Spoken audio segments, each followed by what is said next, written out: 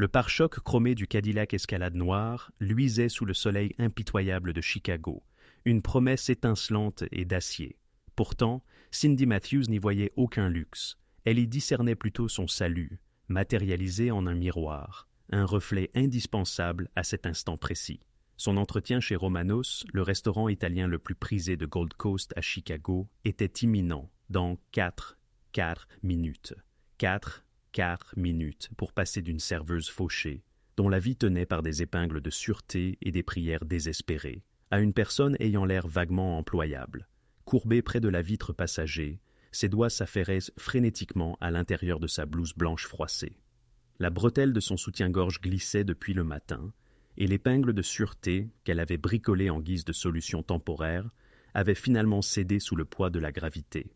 « Allez, allez !» grommela-t-elle entre des dents serrées, se contorsionnant dans une position digne d'un élastique humain. « Tiens bon juste 2 heures. 2 heures, et après tu pourras t'effondrer autant que tu veux. » À l'intérieur de l'escalade, Romeo Moretti observait la scène avec des yeux sombres et perçants qui ne laissaient rien échapper. Il était garé là depuis 20 minutes, attendant que son cousin Marco finisse de collecter l'argent de la protection auprès de la bijouterie d'en face. Une routine de mardi ordinaire, ennuyeuse, banale, mais nécessaire. Ses doigts tambourinaient sur le volant en cuir, tandis qu'il scrutait la rue à travers des vitres teintées qui lui permettaient de tout voir sans rien révéler. Mais cette femme blonde, qui utilisait sa voiture valant 180 000 dollars comme dressing personnel, était un divertissement inattendu. Elle avait de la terre sur les genoux, un accroc dans ses bas qui s'étendait de la cheville à la cuisse, des chaussures usées qui avaient connu des jours meilleurs, et elle se parlait à elle-même avec l'énergie frénétique de quelqu'un dont la dernière once de patience avait fait ses valises pour quitter la ville. Roméo s'adossa dans son siège, un léger sourire aux lèvres. Dans son monde, un univers de sang, d'argent et de calculs minutieux, les moments authentiques étaient rares. Tout était une transaction, une lutte de pouvoir, un pion déplacé sur l'échiquier. Mais cette femme, elle était le chaos pur, sans filtre. « Bon, le rouge à lèvres » dit-elle à son reflet, sortant un tube presque vide qui semblait avoir survécu à une guerre. « Tu peux le faire, Cindy. Ils ont juste l'air professionnel, et c'est l'air de quelqu'un qui sait quelle fourchette utiliser, et ou l'air de ne pas avoir dépensé tes 7 derniers dollars en titre de transport. » Elle appliqua le rouge à lèvres d'une main tremblante, l'étala légèrement, l'essuya au coin avec son petit doigt, puis sourit à son reflet avec une espérance désespérée. C'est alors que son visage se figea d'horreur, coincé entre ses deux incisives, aussi voyant qu'un panneau d'affichage, trônait un énorme morceau d'épinard. « Oh, vous vous moquez de moi ?» Sa voix se brisa d'incrédulité. « L'univers, sérieusement, sérieusement ?» Le sourire de Roméo s'élargit. Il aurait dû détourner le regard, la laisser à son humiliation privée, se concentrer sur son travail. Mais quelque chose chez elle, le feu dans ses yeux verts, même quand tout s'effondrait, sa manière de refuser d'abandonner, même quand le monde semblait vouloir la terrasser, retenait son attention. Elle grattait sa bouche, faisant des grimaces qui allaient de la constipation à la possession, son doigt creusant entre ses dents avec une absence totale de grâce et une intensité maximale. « Sors !» « Sors !» siffla-t-elle à l'épinard, comme s'il s'agissait d'un ennemi personnel.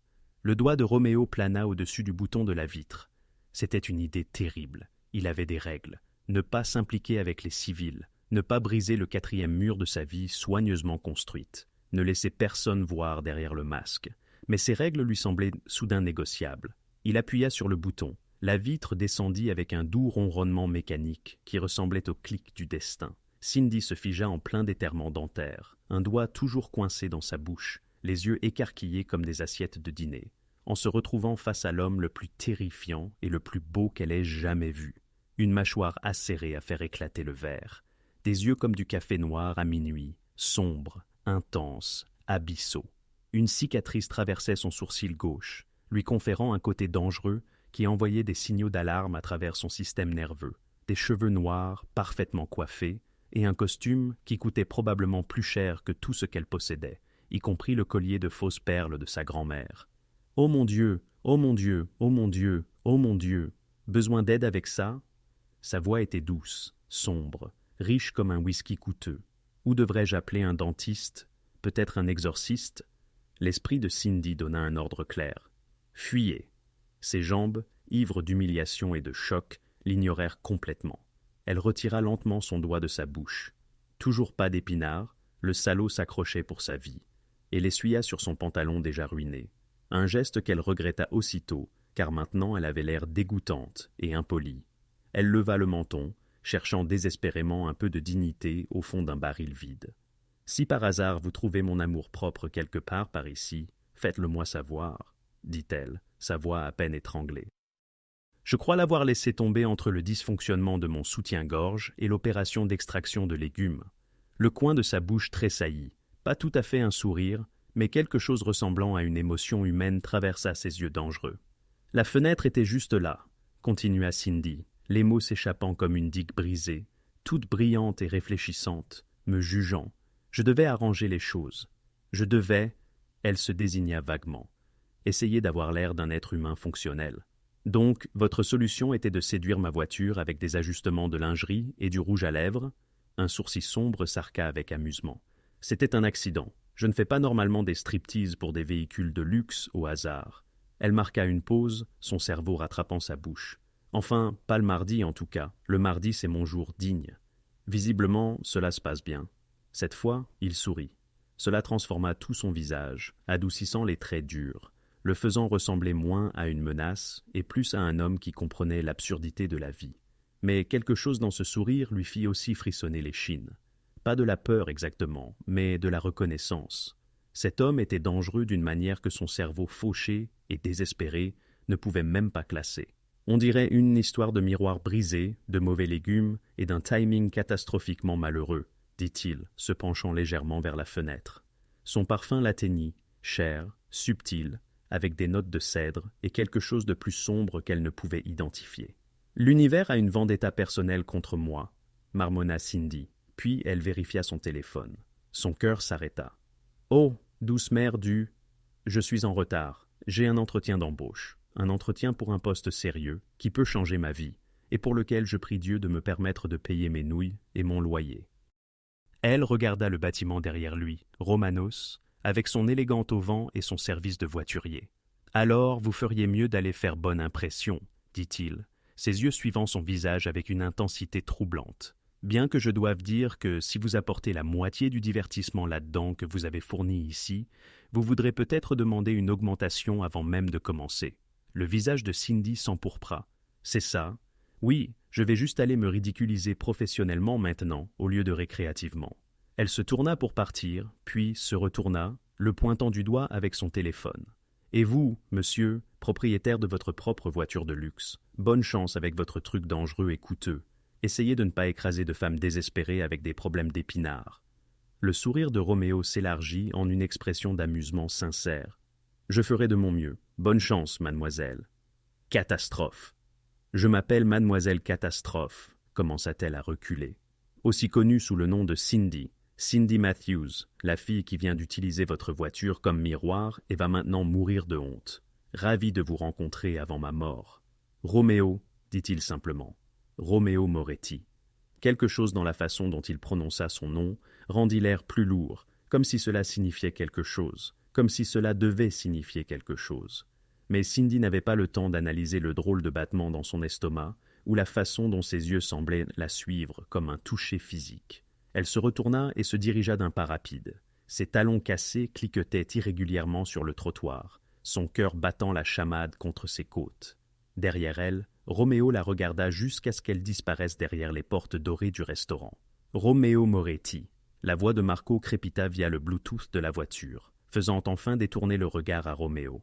« C'est fait.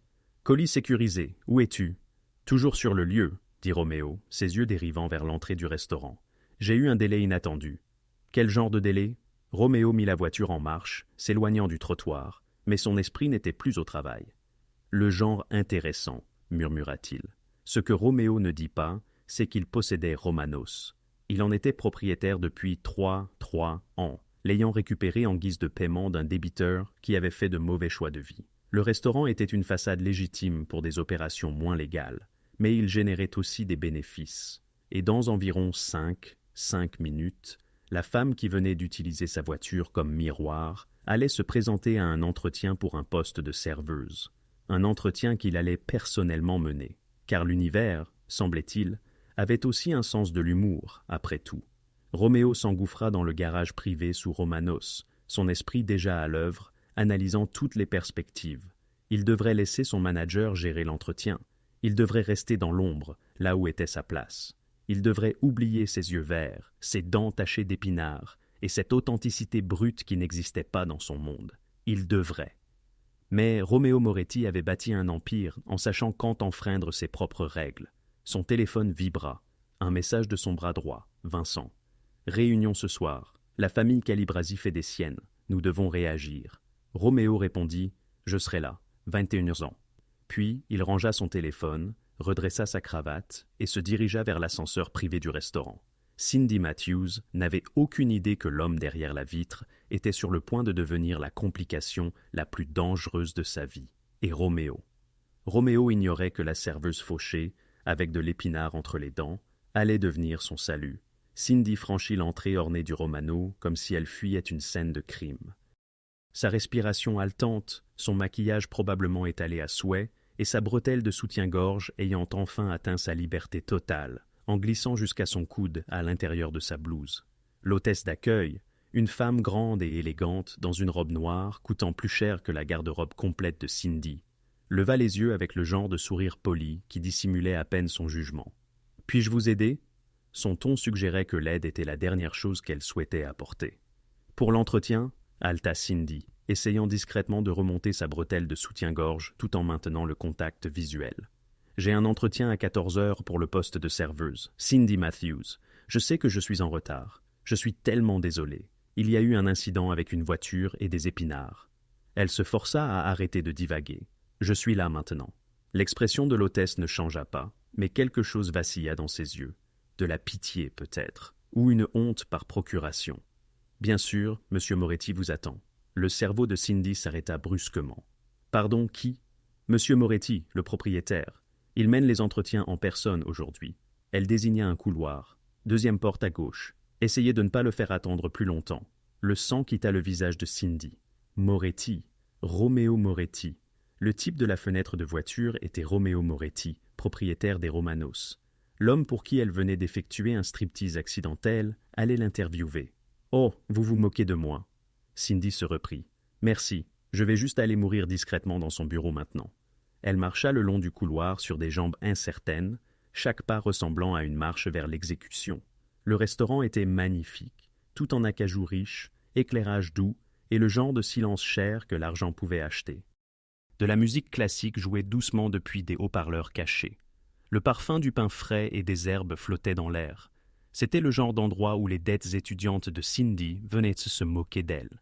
Elle s'arrêta à la deuxième porte, leva la main pour frapper, puis hésita. Fuir. Elle pouvait encore fuir.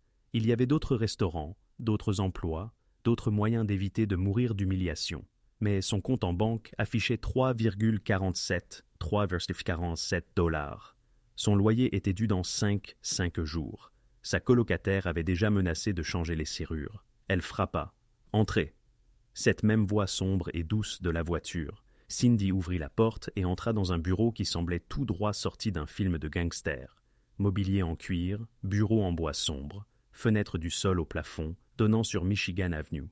Et derrière ce bureau, arborant un léger sourire en coin qui devrait être illégal, était assis Romeo Moretti. Il semblait encore plus dangereux à l'intérieur. L'éclairage du bureau captait les angles marqués de son visage, l'intensité de ses yeux de minuit, le pouvoir contrôlé de sa manière de s'asseoir, tel un prédateur se faisant passer pour civilisé. « Mademoiselle Matthews, » dit-il, désignant la chaise en face de lui. « Asseyez-vous, s'il vous plaît. Nous avons déjà établi que vous êtes excellente pour faire des entrées. » Le visage de Cindy devint assez rouge pour faire cuire des pâtes. « Écoutez, concernant ce qui s'est passé dehors.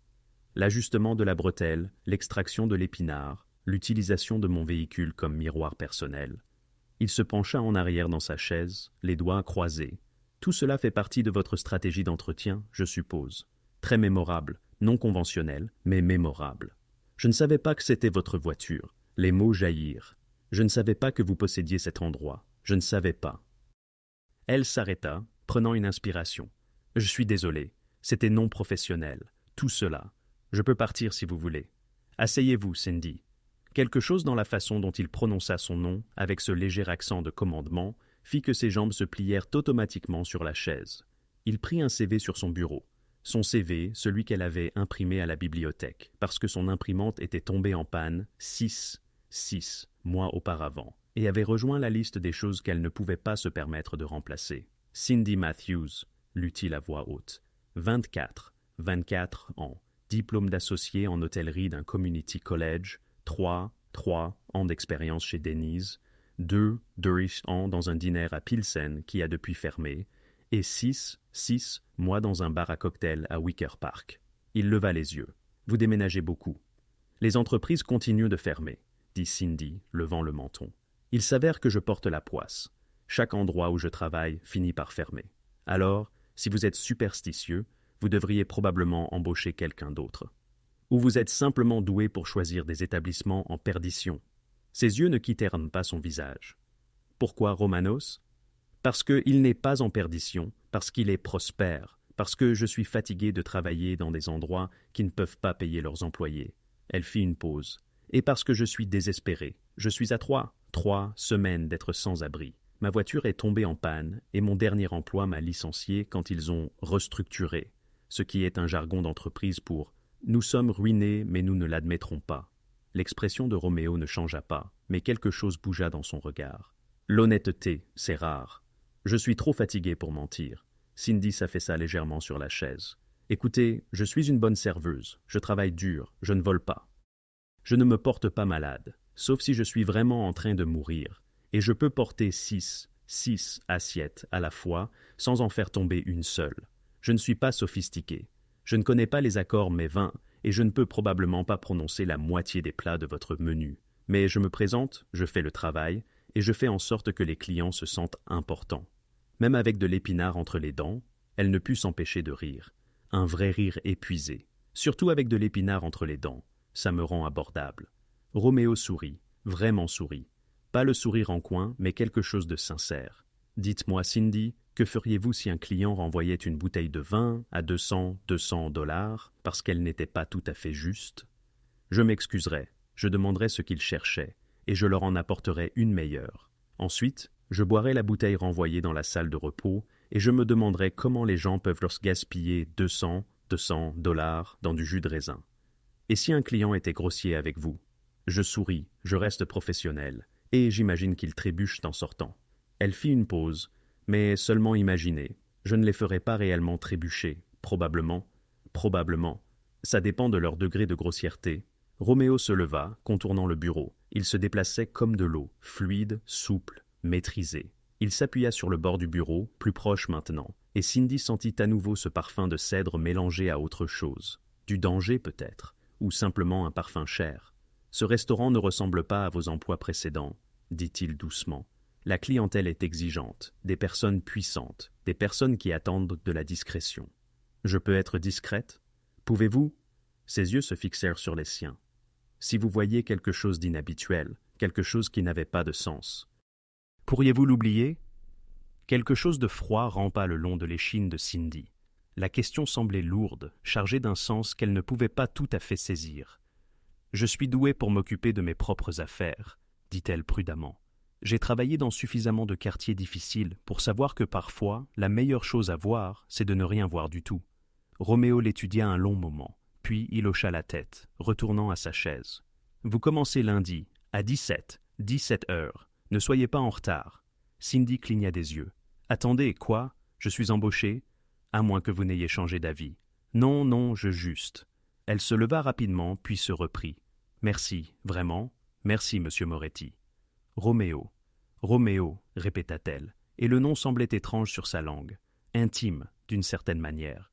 Encore une chose.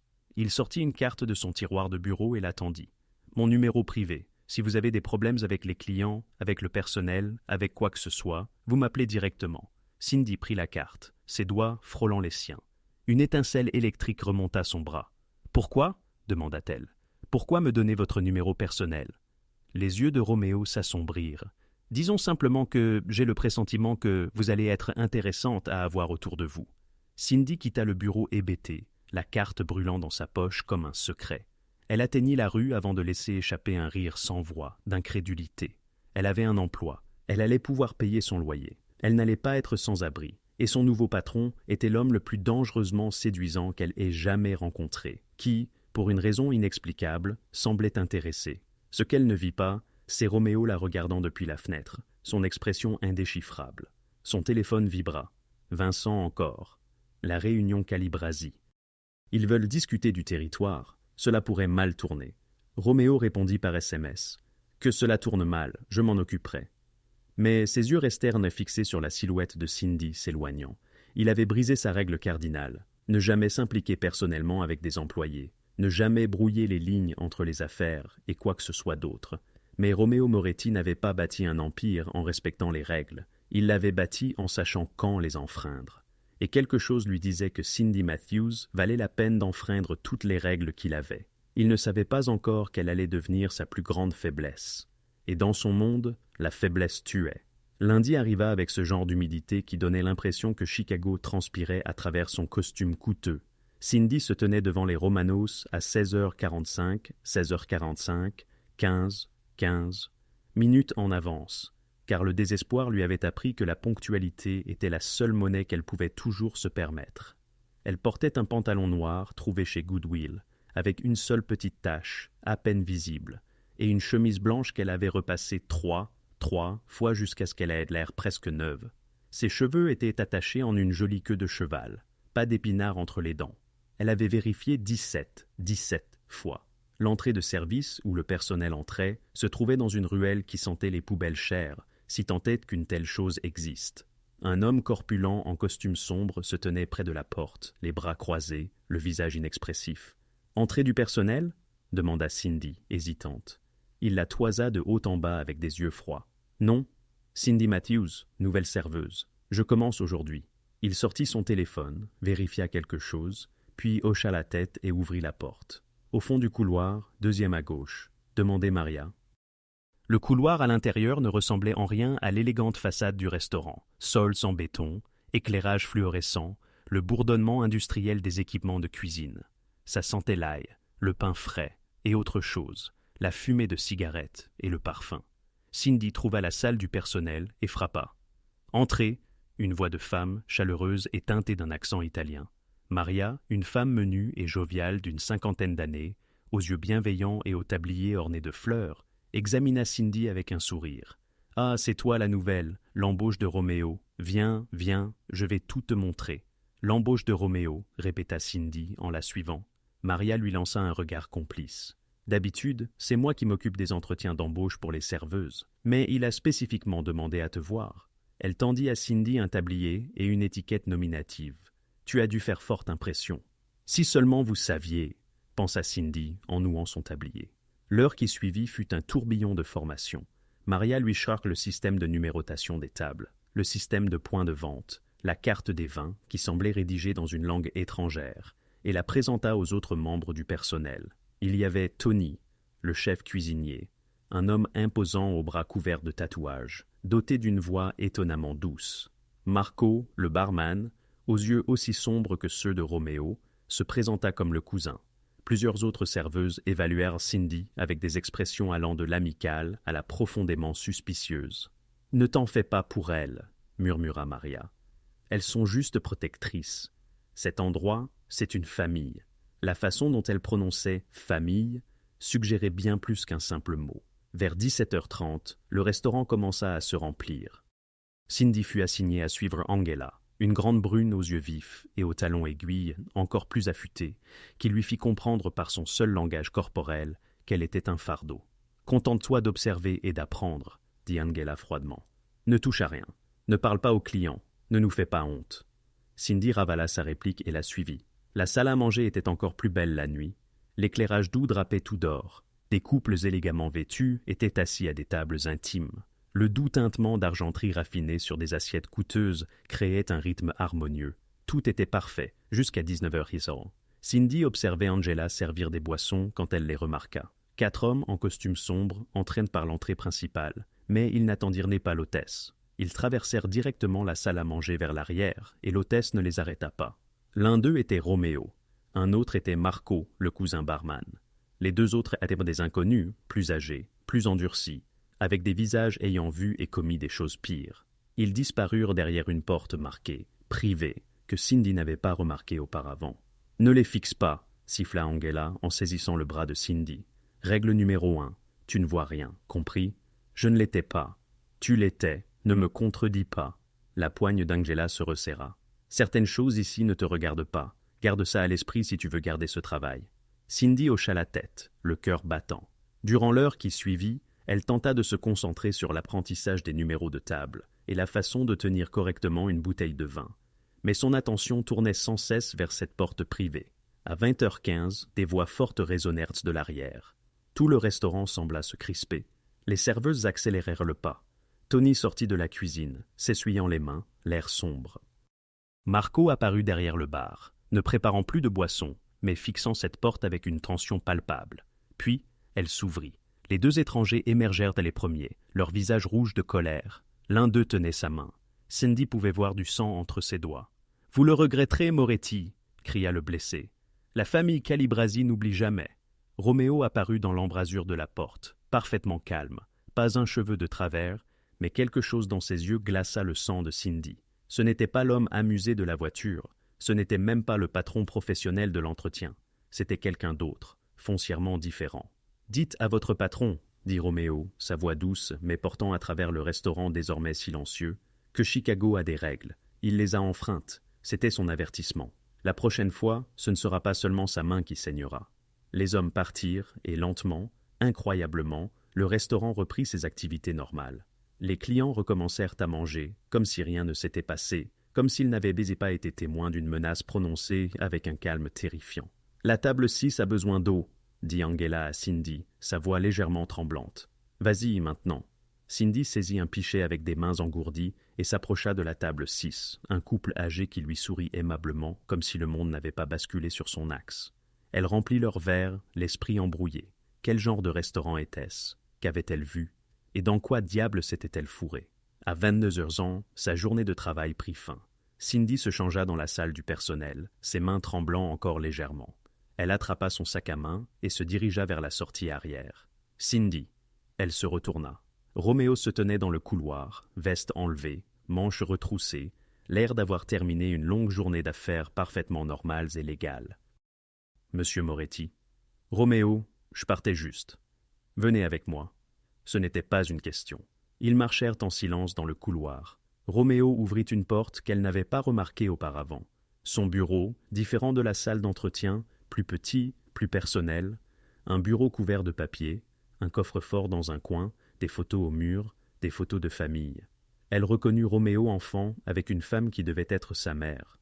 Roméo avec un groupe d'hommes en costume, tous souriants, tous l'air dangereux. « Asseyez-vous, » dit-il.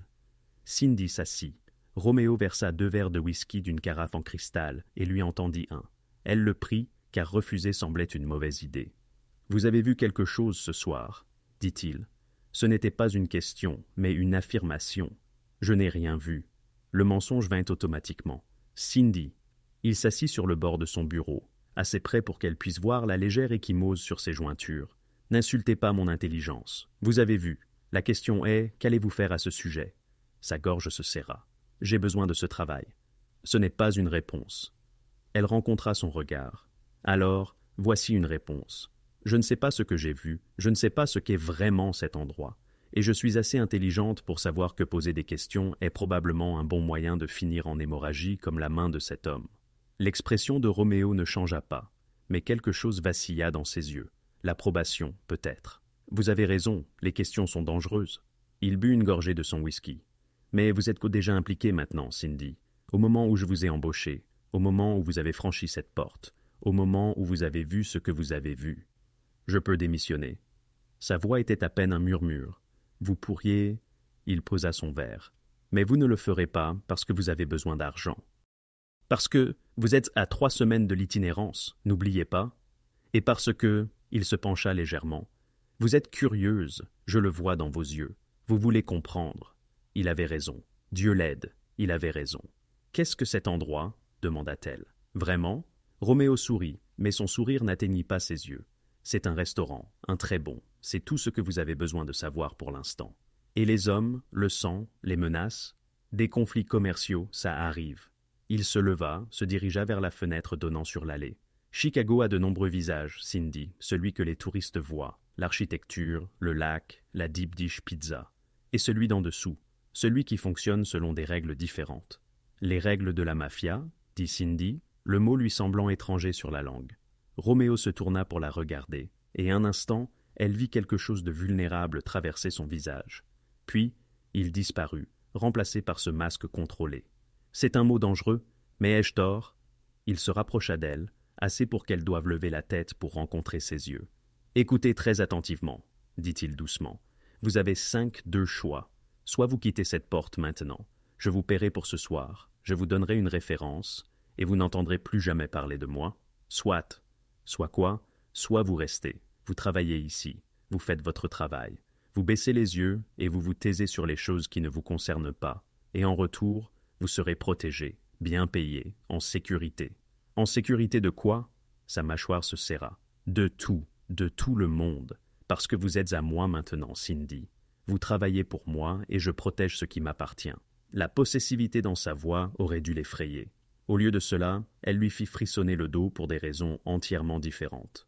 « J'ai besoin de temps pour réfléchir, » réussit-elle à dire. « Vous avez jusqu'à demain. » Il lui tendit une enveloppe. La paie de ce soir, plus un bonus, considérez ça comme une prime à la signature. Cindy l'ouvrit. 500 $ pour 4 heures de travail. Roméo, c'est trop. C'est exactement ce que vous valez. Ses doigts effleurèrent les siens alors qu'il refermait sa main sur l'enveloppe. Demain, Cindy, choisissez. Elle partit, hébétée, l'enveloppe lourde dans son sac à main, ses paroles pesant sur son esprit. Dehors, la nuit de Chicago était fraîche sur sa peau rougie. Elle marchait vers l'arrêt de bus, son esprit en ébullition. Elle aurait dû fuir, aurait dû prendre l'argent et disparaître. Une voiture s'arrêta à côté d'elle, l'escalade. La vitre descendit. Roméo la regarda depuis le siège du conducteur. « Montez, je vous raccompagne. Je peux prendre le bus. »« Montez, Cindy. » Elle monta.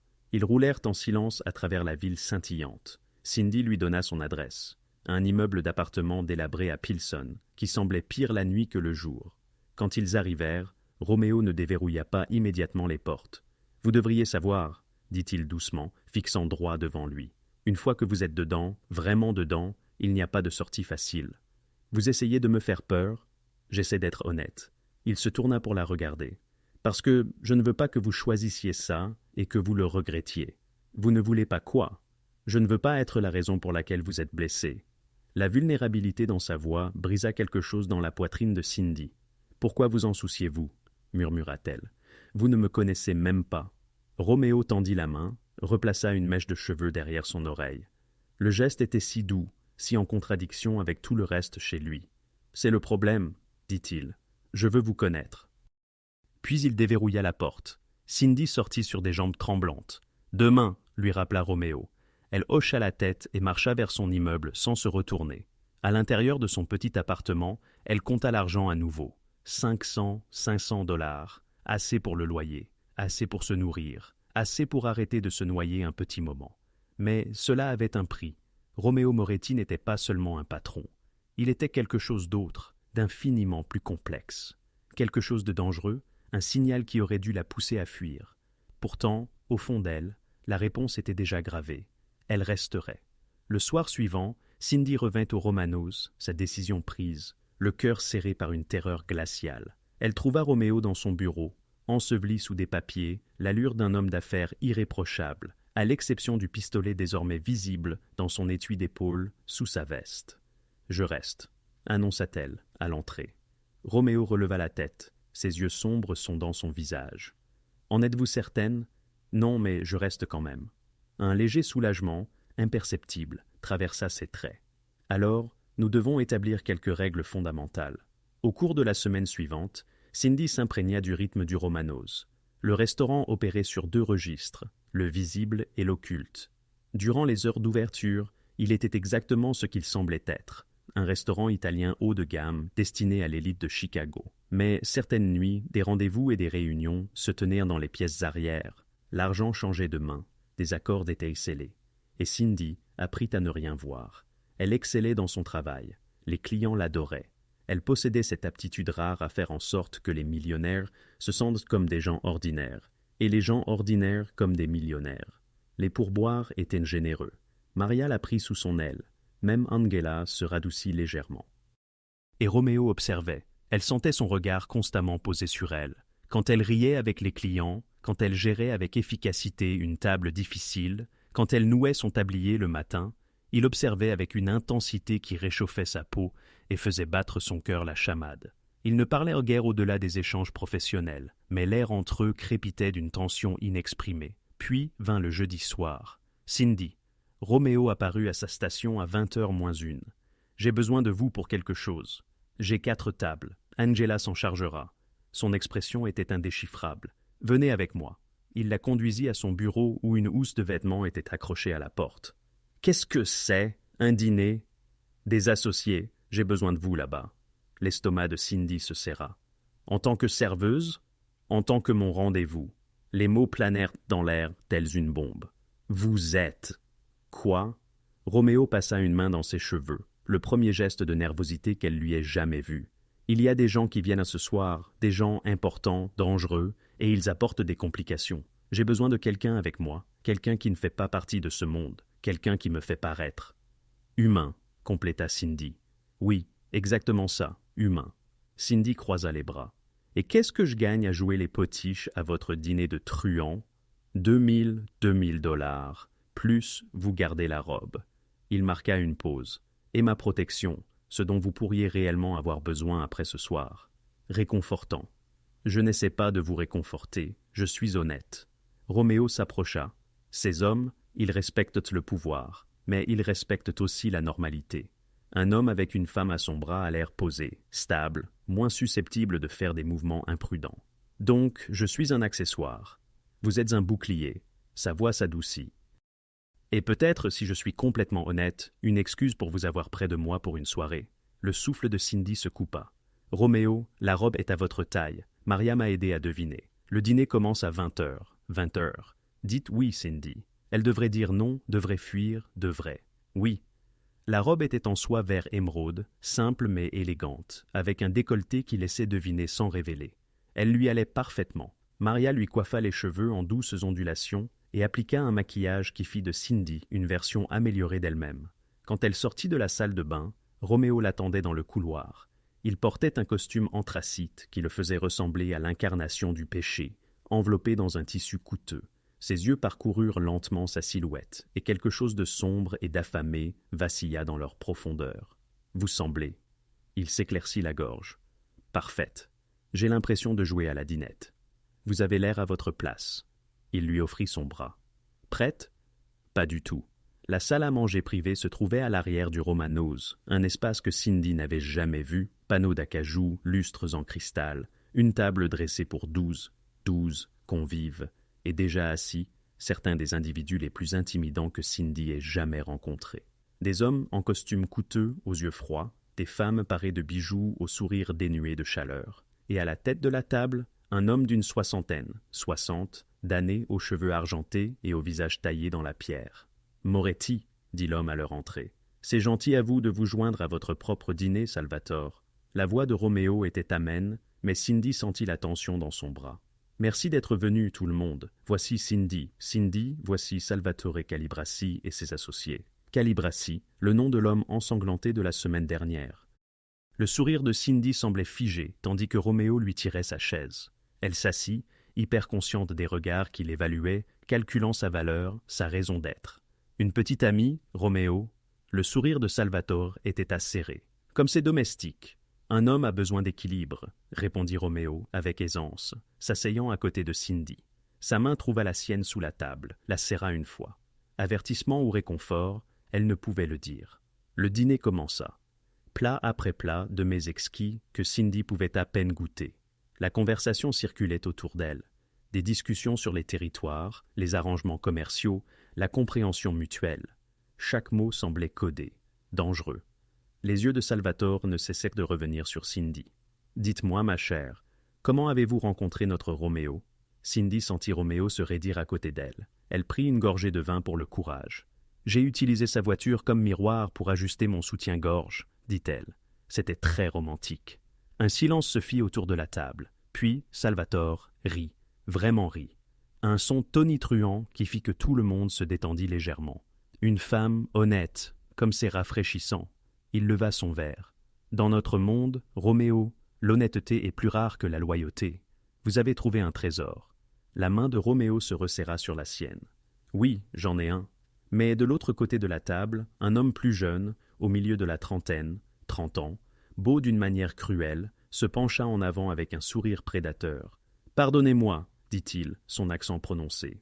Je suis Enzo, le neveu de Salvatore, et je dois dire, Roméo, vous avez un goût exquis. » Ses yeux parcoururent Cindy d'une manière qui lui fit froid dans le dos. Peut-être trop exquis pour qu'un seul homme l'apprécie seul. La température dans la pièce chuta de 10 degrés. Attention Enzo. La voix de Roméo était de la soie sur de l'acier. Vous admirez quelque chose qui ne vous appartient pas. J'apprécie simplement la beauté. Enzo sourit plus largement. Sûrement, vous n'y voyez pas d'inconvénient à partager la vue. À moins, il se pencha en arrière. À moins qu'il y ait quelque chose de plus ici qu'un joli visage au dîner. À moins que celle-ci ne compte réellement. C'était une épreuve. Cindy le réalisa avec une clarté cristalline. Il testait la faiblesse de Roméo, et elle en était la manifestation. Enzo se leva, fit le tour de la table vers Cindy. Peut-être la dame voudrait-elle danser? Il y a de la musique après tout. Il lui tendit la main. À moins que Roméo n'y voie un inconvénient. Tous les regards se tournèrent vers Roméo. S'opposer montrerait de la faiblesse, montrerait que Cindy était plus qu'un simple rendez-vous, mais le permettre. Cindy se leva avant que Roméo ne puisse répondre. « J'adorerais, dit-elle avec un sourire éclatant. Je n'ai pas dansé depuis une éternité. » La mâchoire de Roméo se serra, mais il hocha légèrement la tête. Enzo la conduisit à l'espace dégagé où une douce musique jouait. Sa main se posa sur sa taille, la tirant plus près que de convenance. Son autre main serra la sienne trop fort. « Vous êtes très courageuse, » murmura-t-il à son oreille. « Ou très stupide. »« Qu'est-ce que c'est, Bella ?»« Probablement les deux, » répondit Cindy, son sourire figé. « J'ai tendance à faire des choix de vie douteux. Comme Romeo Moretti. » Sa main glissa plus bas sur son dos. « Savez-vous quel genre d'homme il est vraiment? Ce qu'il a fait? Le sang sur ses mains qui ont tenu les vôtres? J'en sais assez. Vraiment? » Il la fit tournoyer, la ramenant contre sa poitrine. « C'est un tueur, Cara, un beau monstre. Et les monstres n'aiment pas, ils consomment. » Par-dessus l'épaule d'Enzo, Cindy aperçut Roméo. Il restait parfaitement immobile, mais ses jointures étaient blanches autour de son verre de vin. Leurs regards se croisèrent à travers la pièce, et à cet instant, elle le vit. La rage à peine contenue, la possessivité, la peur. Il se préoccupait d'elle. Il ne s'agissait pas seulement d'affaires ou d'apparence, c'était réel. « Vous vous trompez, » dit doucement Cindy à Enzo. « À propos des monstres, parfois ce sont juste des hommes qui essaient de protéger ce qui compte. » Enzo rit. « Quelle loyauté! Voyons combien de temps elle dure quand... » Assez. La voix de Roméo transperça la musique. Il était debout maintenant, sa main tendue vers Cindy. La danse est terminée. Ce n'était pas une requête. Enzo sourit mais la relâcha. Bien sûr, je ne voudrais pas abuser. Cindy traversa la pièce pour rejoindre Roméo. Sa main attrapa la sienne, la tirant contre lui. Trop près pour la bienséance. Son autre main passa à sa taille, l'ancrant à lui tandis qu'il commençait à bouger au rythme de la musique. « Il vous a touché ?» La voix de Roméo était une fureur à peine contenue. « Rien que je ne puisse gérer, » dit Cindy. Ses yeux brûlèrent les siens. « Il vous a touché ? Il vous testait, nous testait, j'ai géré. » La main de Roméo se serra sur sa taille. « S'il vous avait fait du mal. » Mais il ne l'a pas fait. Elle leva les yeux vers lui, vit la violence à peine contenue dans son expression. « Roméo, je vais bien. Vous ne devriez pas être ici. C'était une erreur. Je n'aurais pas dû. » Il s'arrêta, sa mâchoire contractée. « Je n'aurais pas dû quoi? Je n'aurais pas dû vous laisser approcher de ça, de moi. » Sa voix tomba à un murmure. « Vous n'êtes pas en sécurité avec moi, Cindy. Vous ne le serez jamais avec moi. Peut-être que je ne veux pas être en sécurité. » Ses yeux s'assombrirent. « Ne dites pas ça. Pourquoi pas? C'est la vérité. » Elle s'approcha, leur corps presque collés. « Vous croyez que je ne vois pas ce que c'est? Vous croyez que je ne comprends pas? Vous comprenez? Je comprends assez. » Son cœur battait la chamade. « Je comprends que vous êtes dangereux, que ce monde dans lequel vous vivez pourrait m'engloutir tout entière. Mais je comprends aussi que lorsque vous me regardez, c'est la première fois que je me sens vraiment vu, réellement vu. Le contrôle de Roméo se fissura. Sa main encadra son visage, son pouce effleurant sa pommette. « Cindy, je… » Un coup de feu brisa l'instant. La musique s'arrêta. Tout le monde se figea. Salvatore se tenait debout, un pistolet fumant à la main, pointé vers le plafond. « Pardonnez l'interruption, » dit-il calmement, « mais je crois que nous avons eu assez de divertissement pour la soirée. Roméo, allons-nous discuter affaires ?» La main de Roméo quitta le visage de Cindy, mais il ne s'éloigna pas. « Bien sûr, votre femme doit partir. Cette conversation n'est pas destinée aux esprits délicats, elle reste. » La voix de Roméo était catégorique. « Tout ce que vous avez à me dire, vous pouvez le dire devant elle. » Les yeux de Salvatore se plissèrent. « C'est imprudent. C'est mon choix. » La tension crépitait dans la pièce comme l'électricité avant l'orage. Finalement, Salvatore sourit. « Très bien. Qu'elle entende comment son homme mène ses affaires, qu'elle voie le monstre qu'elle est si prompte à défendre. » La main de Roméo retrouva celle de Cindy. « Asseyez-vous, » murmura-t-il. « Quoi que vous entendiez, quoi que vous voyiez, ne réagissez pas. Pouvez-vous faire ça ?» Cindy acquiesça, n'osant pas parler. Ils s'assirent. Les hommes de Salvatore sortirent des mallettes, des feuilles de calcul, des cartes de Chicago divisées en territoires, comme une zone de guerre, et Cindy écouta des discussions qui lui glaçaient le sang, raquettes de protection, blanchiment d'argent, livraison de marchandises, qui, elle le soupçonnait, n'avaient non rien à voir avec des fournitures de restaurant. Roméo négociait avec une précision glaciale, ne donnant rien, prenant tout, sa main ne quittant jamais la sienne sous la table. C'était son monde, cette obscurité, cette violence à peine contenue dans des costumes chers et un langage poli. Et le plus terrifiant, elle ne fuyait pas. À minuit, la réunion se termina. Salvatore se leva, ajusta sa veste. « Nous avons un accord, alors, Roméo. La famille Calibrezzi respectera vos territoires et vous reconsidérerez votre position sur les entrepôts portuaires. »« J'y réfléchirai, » répondit Roméo, ce qui, Cindy l'apprenait, signifiait catégoriquement non. « Bien. » Les yeux de Salvatore se posèrent sur Cindy une dernière fois. « Gardez votre femme près de vous, Moretti. Dans notre monde, ce que nous aimons devient notre faiblesse ou notre force. » Salvatore rit. « Nous verrons bien ce qu'elle est. » Ils partirent tous, et la pièce fut soudain vide, sauf Roméo et Cindy, et les restes du dîner. Roméo lâcha sa main, se leva, marcha jusqu'à la fenêtre. Ses épaules étaient raides, ses mains serrées. « Tu devrais partir, » dit-il sans se retourner. « Maria te ramènera chez toi. Roméo, s'il te plaît. » Sa voix se brisa légèrement. « Va-t'en, juste va-t'en. » Cindy se leva, s'approcha de lui, posa sa main sur son dos et le sentit tressaillir. « Je ne vais nulle part, » dit-elle doucement. Il se retourna, et l'angoisse dans ses yeux faillit la briser. « Tu as tout entendu, tout vu. J'ai vu que tu protégeais ton territoire, tes gens, ton monde. Mon monde est ténèbres, Cindy. Violence, sang. » Il lui saisit les épaules, pas brutalement, mais avec désespoir. « J'ai tué plus d'hommes que je ne peux en compter. J'ai fait des choses qui te feraient fuir en hurlant si tu connaissais les détails. Alors, dis-moi quoi, dis-moi. » Elle le regarda fixement. « Dis-moi tout, tout, parce que j'en ai marre des fragments et des allusions. Si je suis là-dedans, si je suis à toi comme tu n'arrêtes pas de le dire, alors je mérite la vérité. » Roméo la fixa un long instant.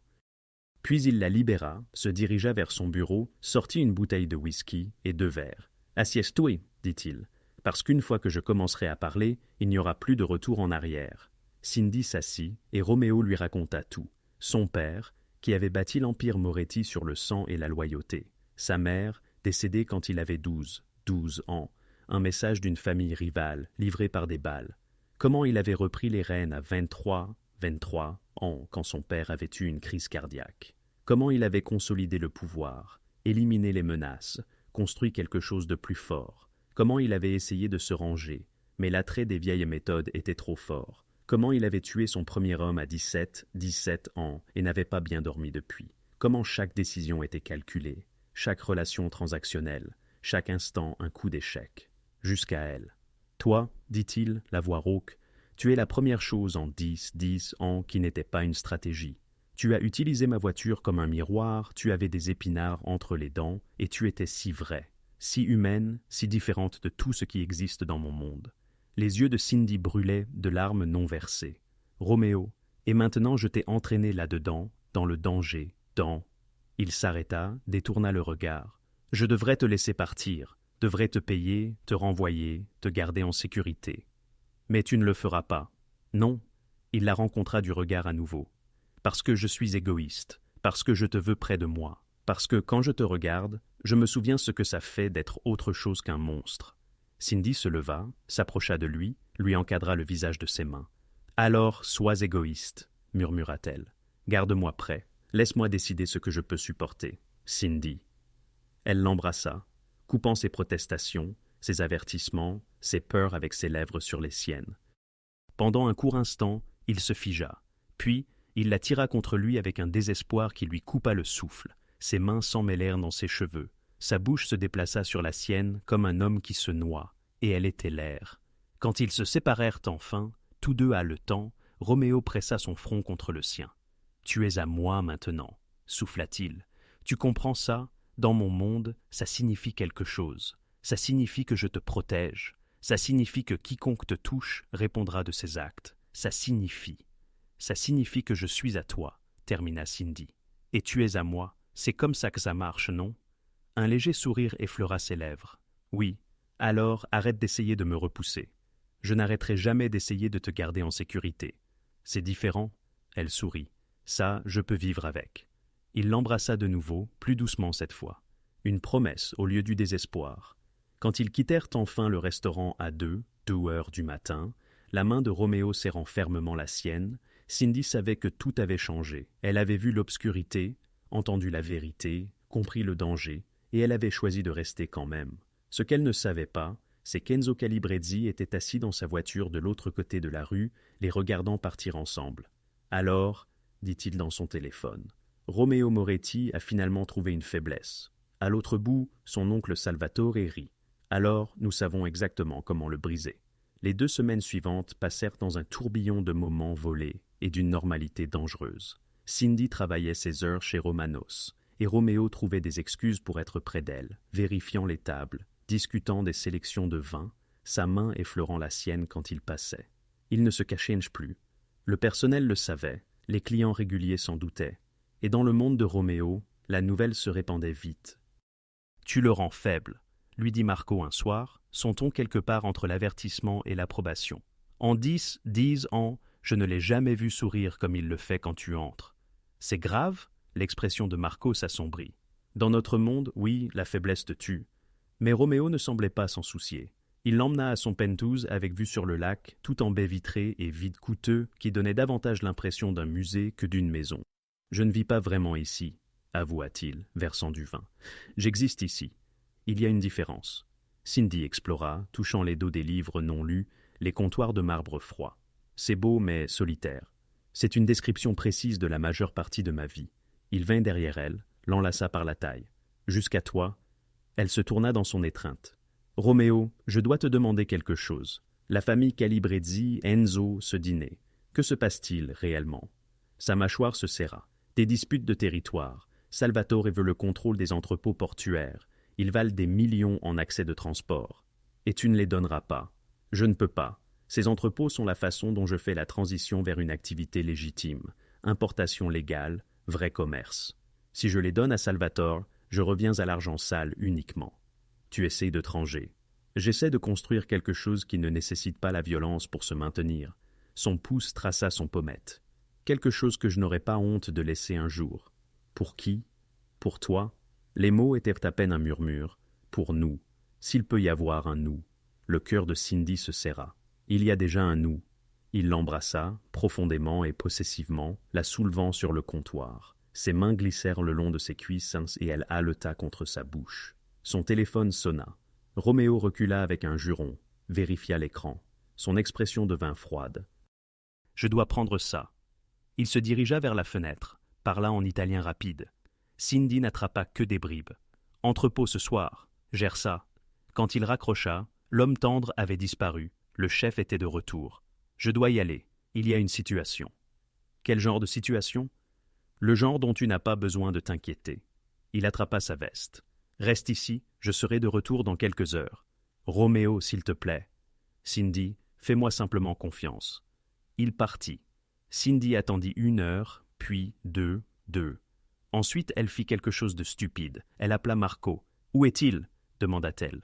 Silence. Puis, tu ne veux pas savoir. Dis-moi quand même. Entrepôt portuaire. Mais Cindy, ne. Elle raccrocha, attrapa sa veste et appela un Uber.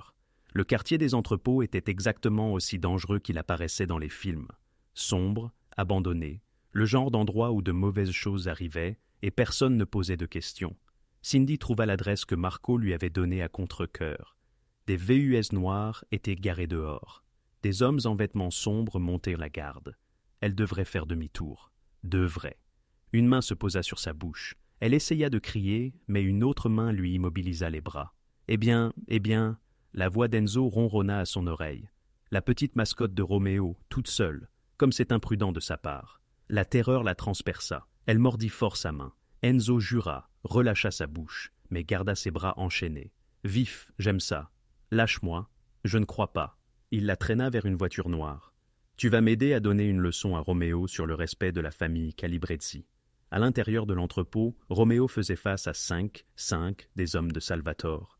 La situation était tendue mais contrôlée. Une négociation sur les horaires d'expédition, rien de plus.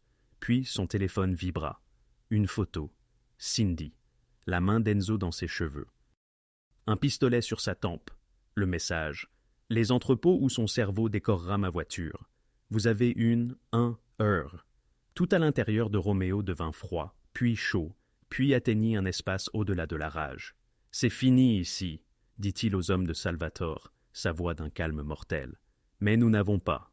J'ai dit, c'est fini. » Il appela Marco. « Rassemble tout le monde, chaque soldat que nous avons, et trouve Vincent. Dis-lui que c'est la guerre. » En 30 minutes, Roméo avait rassemblé 15 hommes armés. Ils tracèrent l'emplacement d'Enzo grâce à des contacts, des pots de vin et des menaces. Une usine abandonnée à Englewood. Roméo conduisait comme si le diable lui-même le poursuivait. Son esprit bloqué sur une seule image, le visage terrifié de Cindy. Il lui avait promis protection, juré qu'elle serait hors de danger. Une promesse qu'il avait brisée.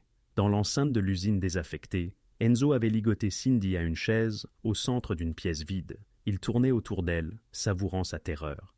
« Roméo viendra te chercher », déclara-t-il, un sourire aux lèvres. « Et quand il le fera, nous le tuerons. Tu serviras d'appât. Nous éliminerons la concurrence, prendrons ses territoires. Simple, efficace. »« Il te tuera le premier », rétorqua Cindy, s'efforçant de maîtriser sa voix. « Quelle foi » railla Enzo. « Testons-la. » Il pressa son arme contre son épaule, non pour tuer, mais pour blesser, et tira. Le cri de Cindy retentit dans l'usine. Le sang macula son chemisier. Une douleur fulgurante la traversa, embrasant son corps. « Un coup », annonça froidement Enzo. « Toutes les 10 minutes, une autre balle. Finalement, Roméo arrivera pour te trouver morte. Ou il abandonnera, et tu mourras de toute façon. » C'est alors que la porte explosa vers l'intérieur. Roméo se tenait là, arme levée, le regard vide d'humanité. « Éloigne-toi d'elle », intima-t-il, sa voix dénuée de toute émotion humaine. « Ou je repeindrai ces murs avec ton crâne. » Enzo sourit, plaqua son arme sur la tête de Cindy. « Lâche ton arme, ou... » Roméo tira. La balle atteignit Enzo à l'épaule, le faisant basculer loin de Cindy. Avant qu'il ne puisse réagir, Roméo traversa la pièce, son arme pressée sous le menton d'Enzo. « Tu as touché ce qui m'appartient, » dit Roméo à voix basse. « Tu l'as blessé, c'est une sentence de mort. Tue-moi et Salvatore le fera, je m'en moque. » Le doigt de Roméo se crispa sur la détente. « Tu l'as blessé, Roméo ?» La voix de Cindy, faible mais distincte, résonna. « Ne deviens pas un monstre de plus pour moi. » Il la regarda, tremblante, sanglante, en pleurs, et quelque chose se brisa en lui. « S'il te plaît, » murmura-t-elle, « j'ai besoin de toi, pas du monstre.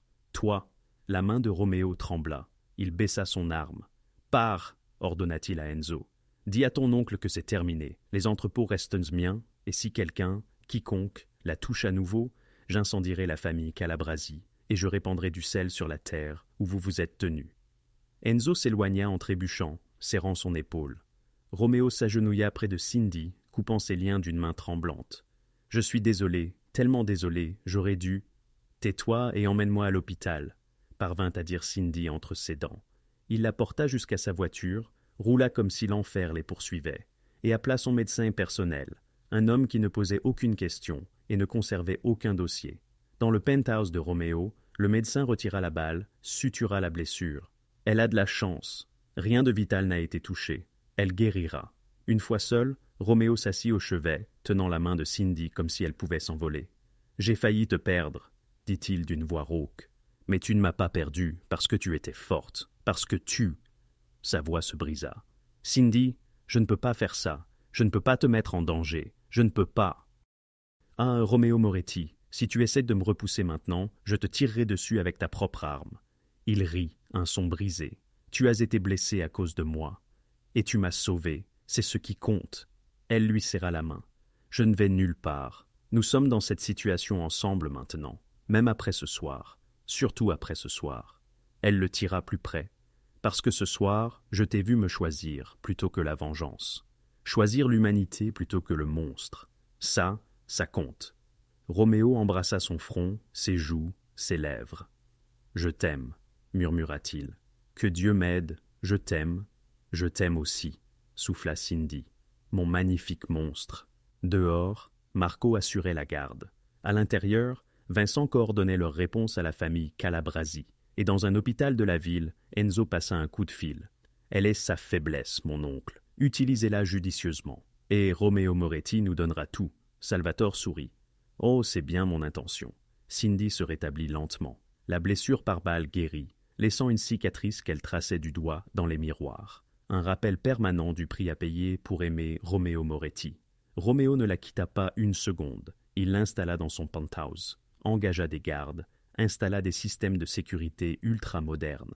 La cage était dorée, mais c'était toujours une cage. « J'ai besoin de travailler, » lui dit-elle après une semaine. « Pas encore. »« Roméo, je deviens folle ici. Tu as failli mourir. Et rester assise dans cet appartement ne changera rien. » Elle se leva, grimaçant légèrement. « J'ai besoin de normalité. J'ai besoin de retrouver ma vie. » Sa mâchoire se serra. « Ta vie a failli te coûter la tienne. » « Non, ta vie a failli me coûter la mienne. Il y a une différence. » Les mots la frappèrent comme une gifle. Le visage de Roméo devint, soudain, d'une neutralité absolue. Le genre de masque qu'il arborait lorsque la douleur était trop vive pour être montrée. « Tu as raison, » dit-il doucement. « C'est pourquoi, peut-être, nous devrions. » Cindy s'approcha de lui. « Ne termine surtout pas cette phrase. Nous n'allons pas y mettre fin parce que c'est difficile. »« Ce n'est pas difficile, Cindy, c'est impossible. » Il fit un geste circulaire. « C'est mon monde. Violence, danger, des ennemis qui utiliseront toutes les personnes que j'aime comme une arme contre moi. Alors apprends-moi à me protéger. Rends-moi moins une cible.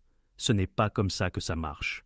Alors change la façon dont ça marche. » Sa voix s'éleva. « Tu arrêtes pas de dire que tu veux devenir légitime, alors fais-le. Quitte les affaires familiales. » Roméo eut un rire amer. « On ne quitte pas la mafia, Cindy.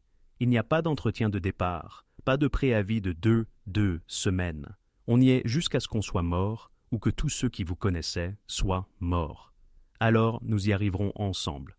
Je ne peux pas te demander de... » Un coup frappa à la porte. Marco entra, son expression grave. « Nous avons un problème. Salvatore a demandé à vous rencontrer demain soir. Il exige votre présence. » « Que veut-il ? » ?»« Discuter des termes de la paix. » Le ton de Marco suggérait qu'il n'y croyait pas une seconde. Les yeux de Roméo se plissèrent. « C'est un piège, probablement. Mais si vous n'y allez pas, c'est une insulte. Cela signifie la guerre. » Après le départ de Marco, Roméo fit les 100 pas comme un animal en cage. Il va exiger les entrepôts, ou pire. Quoi de pire ? Roméo la regarda, et Cindy lut la réponse dans ses yeux. « Moi, murmura-t-elle, il va exiger que tu me livres. Jamais. Tu devrais peut-être. » Sa voix tremblait. « S'il s'agit de protéger ta famille, tes gens, tu devrais peut-être choisir. Il n'y a pas de choix. Je te choisis toi, toujours toi. Même si cela signifie que des gens meurent. » Le silence de Roméo fut une réponse suffisante. La nuit suivante, Cindy insista pour l'accompagner à la rencontre, dans un lieu neutre, un club privé du centre-ville. Roméo était accompagné de Marco et Vincent. Salvatore était venu avec Enzo, fraîchement bandé, et six autres hommes.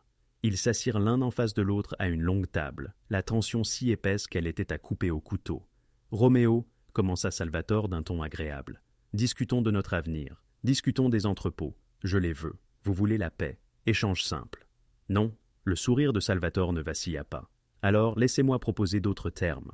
Vous gardez vos entrepôts, je garde mon territoire, et vous mettez fin à votre relation avec Madame Matthews. » Le sang de Cindy se glaça. L'expression de Roméo était de marbre. Expliquez. C'est une distraction, une faiblesse. Elle vous affaiblit, vous rend négligent. Pour le bien de nos deux familles, pour la paix à Chicago, elle doit partir. Elle n'est pas négociable. Tout est négociable, Roméo. Salvatore se pencha en avant. Voici vos choix. Mettez-y fin avec la fille volontairement. Elle partira indemne avec assez d'argent pour refaire sa vie loin d'ici. Ou refusez, et je vous la prendrai morceau par morceau jusqu'à ce qu'il ne reste plus rien à aimer. Roméo se leva si vite que sa chaise tomba en arrière. Vous la menacez encore, et quoi? Vous déclencherez une guerre que vous ne pourrez pas gagner. Vous me tuerez et unirez toutes les familles de Chicago contre vous. Vous détruirez tout ce que votre père a construit. La voix de Salvatore se durcit. Je vous offre une solution pacifique. Prenez-la. Non, Roméo. Enzo sourit cruellement. Soyez raisonnable. Elle est jolie, c'est sûr, mais ce n'est qu'une serveuse. Vous pouvez en trouver une autre. Vous ne pouvez pas trouver un autre empire. Elle n'est pas juste quoi que ce soit. La voix de Roméo aurait pu tailler un diamant. Elle est tout. Alors vous êtes un fou. Salvatore se leva. Vous avez 48 heures. Mettez-y fin ou je lui mets fin. Votre choix. Ils partirent. Dans la voiture, Cindy et Roméo restèrent silencieux. Tu dois le faire, finit par dire Cindy. Quoi? Mettre fin à tout ça, m'envoyer loin. Je ne te laisserai pas tout détruire pour moi. Cindy, je suis sérieux, Roméo. Je t'aime, mais je ne serai pas responsable de la mort de Jean, de l'effondrement de l'empire de ta famille. Rien de tout cela n'a d'importance sans toi. Elle prit son visage entre ses mains. Oui, ça en a. Tes gens dépendent de toi. L'héritage de ta famille. L'héritage de ma famille, c'est le sang et la violence. Tu es la première bonne chose qui m'est arrivée en 10 ans. Je n'abandonnerai pas ça. Tu n'auras peut-être pas le choix. Roméo la tira dans ses bras, la serra comme si elle pouvait disparaître. Alors nous fuyons. Nous quittons Chicago. Nous recommençons quelque part. Nous laissons tout ça derrière nous. Ils nous trouveront. Tu l'as dit toi-même, on ne part pas comme ça. Alors je me battrai. J'irai en guerre s'il le faut. Et des gens mourront. Des gens meurent toujours dans mon monde, Cindy. Au moins cette fois, ce sera pour quelque chose qui compte. Elle recula pour le regarder. Tu es sérieux. Je n'ai jamais été aussi sérieux de ma vie. Il l'embrassa désespérément. Je t'aime. Je ne te laisserai pas partir.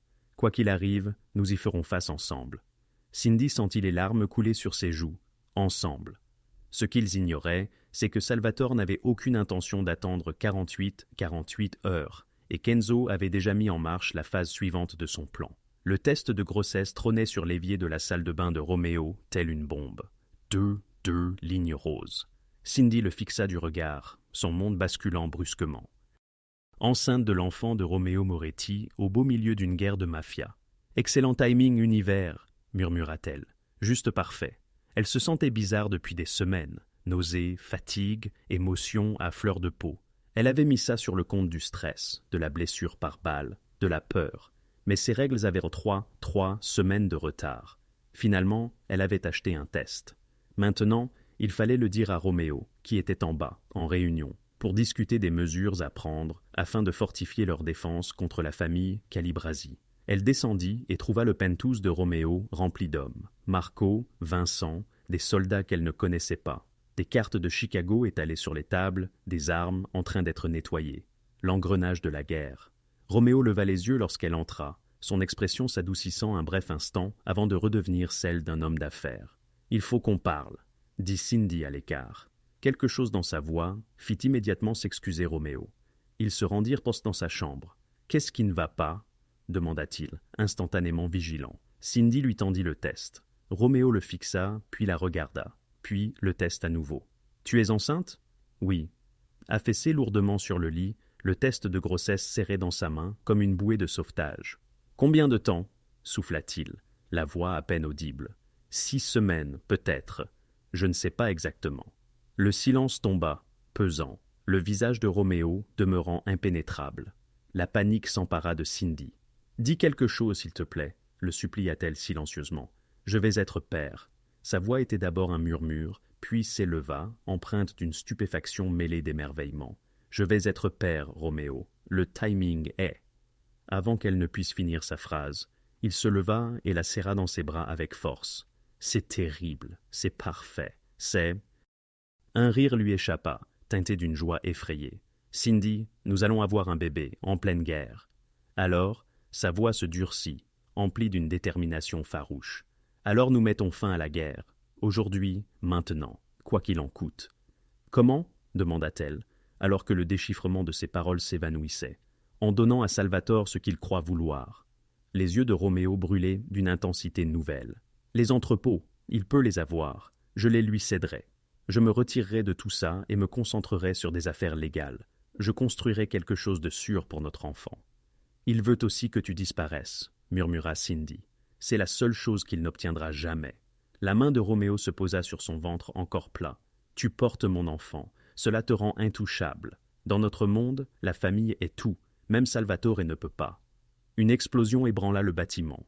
Des éclats de verre volèrent, l'alarme hurlait. Des cris montèrent du rez-de-chaussée. Roméo poussa Cindy derrière lui, sortant son arme. « Reste ici, verrouille la porte, ne l'ouvre à personne d'autre qu'à moi. »« Roméo !»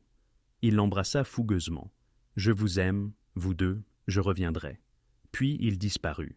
Avec des mains tremblantes, Cindy verrouilla la porte. D'autres explosions retentirent. Des coups de feu.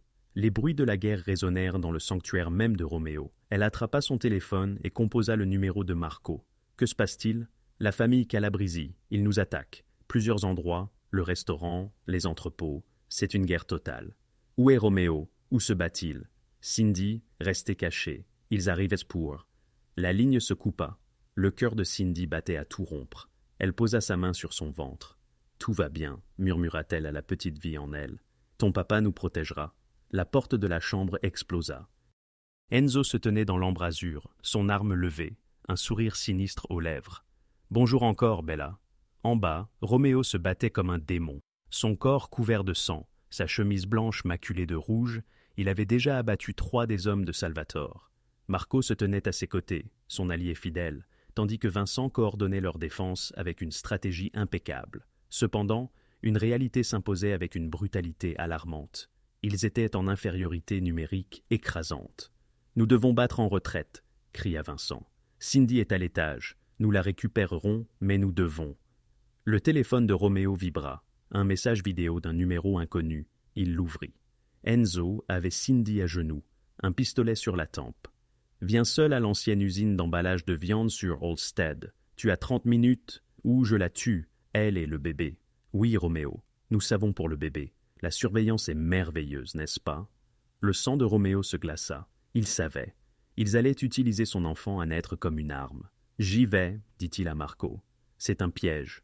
Je m'en fiche. » Les yeux de Roméo étaient vides. « Ils ont Cindy. Ils ont mon enfant. J'y vais. »« Alors nous venons avec toi. »« Non, j'ai besoin de vous ici. Fortifier nos positions, protéger nos hommes. C'est entre Salvatore et moi. » Roméo conduisit seul dans les rues sombres de Chicago. Son esprit était une tempête de rage, de peur et de détermination. Il avait bâti son empire sur la violence. Peut-être était-il juste que cela se termine de la même manière. Mais Cindy vivrait. Le bébé vivrait. Quoi qu'il en coûte. L'usine de conditionnement de viande était exactement aussi abandonnée et terrifiante que prévu. Roméo entra, l'arme à la main, chaque sens en alerte maximale. Salvatore attendait au centre du vaste espace. Enzo à ses côtés, son arme appuyée sur la tempe de Cindy. Elle était ensanglantée, contusionnée, mais vivante. Ses yeux rencontrèrent ceux de Roméo. Non pas la peur, mais la fureur. « Pile à l'heure, » dit Salvatore. « Lâche ton arme. » Roméo obtempéra. « Jette-la au loin. » Il obtempéra. « Bien, maintenant, parlons des termes de ta reddition. Laisse-la partir, c'est entre nous. » « Oh, Roméo, elle est précisément le point. » Salvatore sourit. « Tu vois, je ne veux pas vraiment tes entrepôts. Je veux ta soumission complète, ta famille à absorber dans la mienne, toi travaillant pour moi. Jamais. Alors elle meurt, le bébé meurt, et je traquerai systématiquement tous ceux que tu as jamais aimés jusqu'à ce que tu sois seul et brisé. » La voix de Salvatore était agréable, conversationnelle. « Où tu t'agenouilles, jure allégeance, donne-moi tout, et je la laisse vivre. » Roméo regarda Cindy.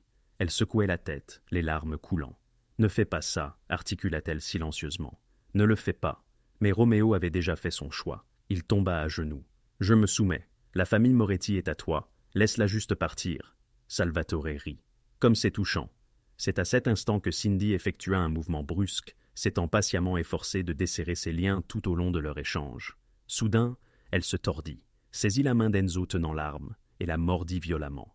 Enzo hurla, lâchant l'arme qui partit dans un coup de feu désordonné. Roméo bondit. Le chaos éclata.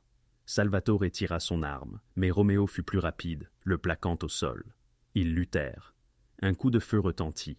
Le sang gicla. D'autres tirs firent irruption, venant de l'embrasure de la porte.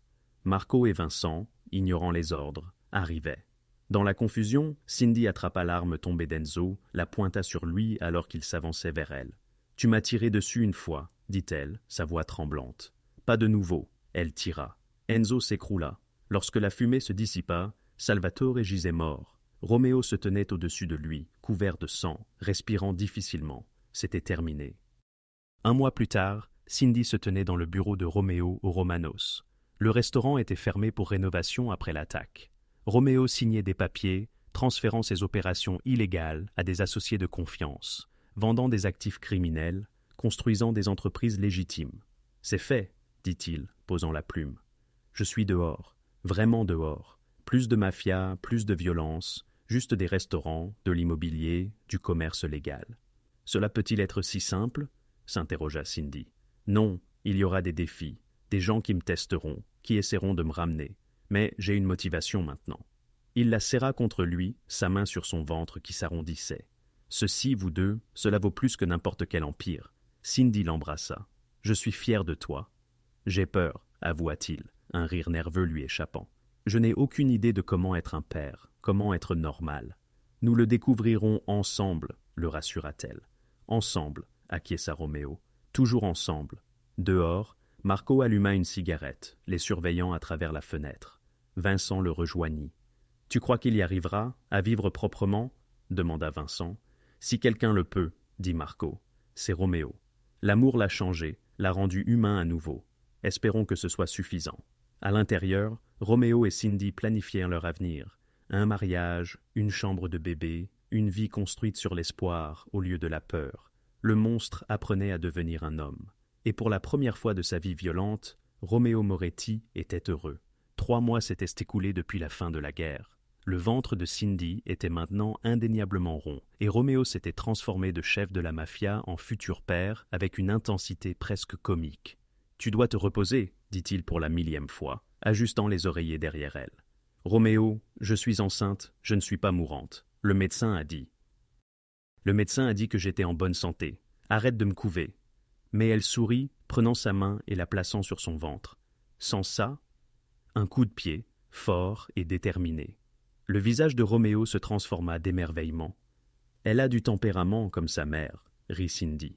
Ou peut-être comme son père quand quelqu'un menace son territoire. Notre fille n'aura jamais à se soucier de territoire ou de guerre. Sa voix était ferme. Je lui construis un monde différent. Et c'était le cas. Les entreprises légitimes prospéraient. Romanos s'était étendu à 3 emplacements. Les investissements immobiliers rapportaient. Roméo Moretti devenait respectable. Mais le passé avait une longue mémoire. Maria apparut dans l'embrasure de la porte du penthouse, son expression inquiète. « Roméo, il y a quelqu'un qui veut te voir. Elle dit que c'est urgent. »« Qui » Isabella Vittorio. Le visage de Roméo pâlit. Cindy le remarqua immédiatement. « Qui est Isabella ?»« Mon ancienne fiancée, » dit Roméo doucement. « D'avant. C'était arrangé par les familles. Une belle femme d'une 30aine d'années entra, vêtements de créateur, yeux froids.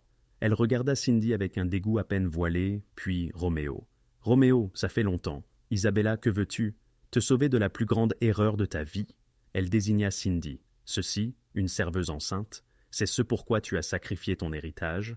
Surveille tes paroles, » avertit Roméo. « Les familles parlent, Roméo. Elles disent que tu es devenu mou, faible, que tu as laissé une inconnue te transformer en civil. » La voix d'Isabella dégoulinait de venin. « Ton père aurait honte. » « Mon père serait mort de toute façon. J'ai choisi un chemin différent. »« Tu as choisi la faiblesse. » Isabella se tourna vers Cindy. « Sais-tu ce qu'il était avant toi? Puissant, craint, respecté. Maintenant, c'est une blague. Et quand ils viendront le chercher, et ils viendront, toi et ce bébé serez la raison pour laquelle il ne pourra pas se défendre. » Cindy se leva, malgré la main de Roméo qui tentait de la retenir. Il n'a plus besoin de se défendre avec violence. Il a construit quelque chose de réel, quelque chose qui ne le fera pas tuer. Comme c'est naïf, Isabella rit. Tu penses que la mafia laisse juste les gens partir. Tu penses que les ennemis qu'il s'est faits oublient simplement. Ils attendent, ils regardent. Et quand ils frapperont, assez. La voix de Roméo coupa comme une lame. Va-t'en, Isabella, maintenant. J'essaie de t'aider.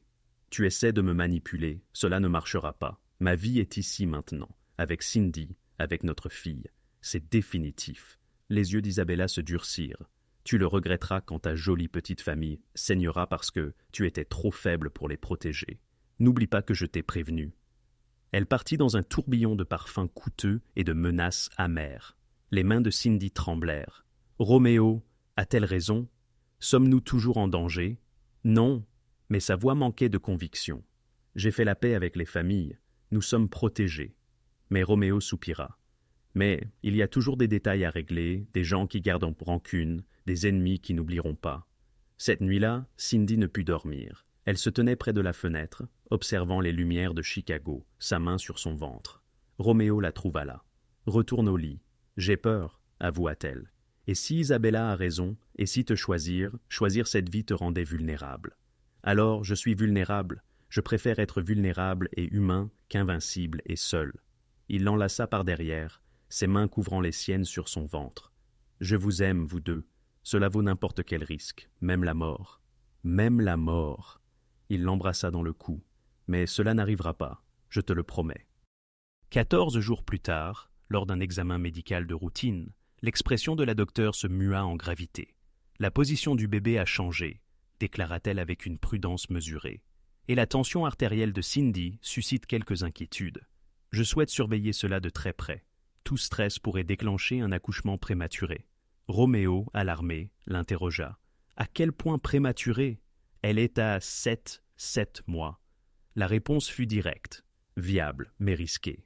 Cindy a besoin d'un repos total, aucun stress, aucune excitation. Roméo l'interrompit. « Non, je veillerai à cela. » Toutefois, le stress les trouva malgré tout. Un colis, dépourvu d'adresse d'expéditeur, fut livré au penthouse. À l'intérieur, des photographies de Cindy prises chez le médecin, au supermarché ou lors de promenades au parc. Quelqu'un l'observait et la poursuivait discrètement. La note incluse dans le paquet annonçait « Votre faiblesse est apparente, Moretti. Quelle est la valeur de leur sécurité ?»